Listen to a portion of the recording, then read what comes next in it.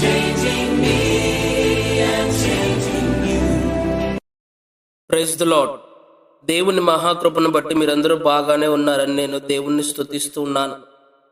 ఇది నా దేవుని వాక్య ధ్యాన నిమిత్తమై మలాకీ గ్రంథము 4వ అధ్యాయము 2వ వచనంలో ఈ వాక్య భాగాన్ని ధ్యానిద్దాం.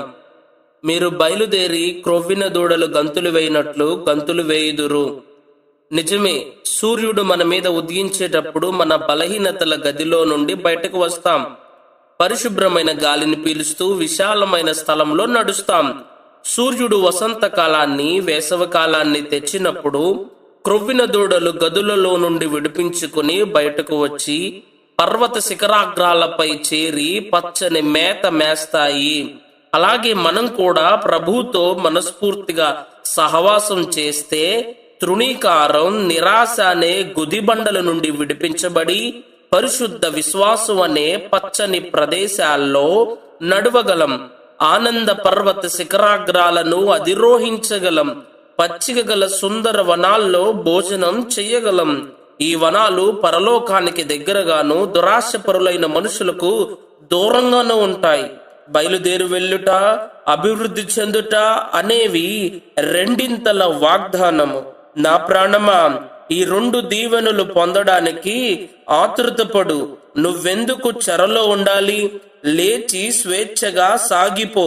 నా గొర్రెలు లోపలికి వచ్చుచు బయటకు వెళ్ళుచు మేత మేయును అని ప్రభువు చెప్పాడు. కాబట్టి సమృద్ధి అయిన దేవుని ప్రేమ అనే మేత మేయడానికి పచ్చిక బయలులోనికి లేచి వెళ్ళు. కృపలో ఎదగకుండా పసిపాపలా ఎందుకు మిగిలిపోతావు? ఎదుగు. లేగ దూడలు త్వరగా ఎదుగుతాయి. ముఖ్యముగా వాటిని కట్టి మేత పెట్టినప్పుడు అవి త్వరగా ఎదుగుతాయి. మన విమోచకుడు ఆ విధంగా మన ఎడల ప్రత్యేక శ్రద్ధ చూపించి మనలను పోషిస్తాడు. కాబట్టి మన రక్షకుడైన యేసు ప్రభు కృపలో, జ్ఞానంలో మనం ఎదగాలి. ఎదుగు బొదుగు లేకుండా మనం ఉండిపోకూడదు. నీ ఆత్మీయ జీవితం కొరచగా ఉండిపోకూడదు. నీతి సూర్యుడు నీ మీద ఉదయిస్తున్నాడు. చెట్టున ఉన్న చిన్న పిందెలు సూర్యకాంతిలో ఎలా ఎదుగుతాయో అలాగే నీ మీద నీతి సూర్యుని కాంతి ప్రకాశించినప్పుడు నువ్వు కూడా ఎదగాలి.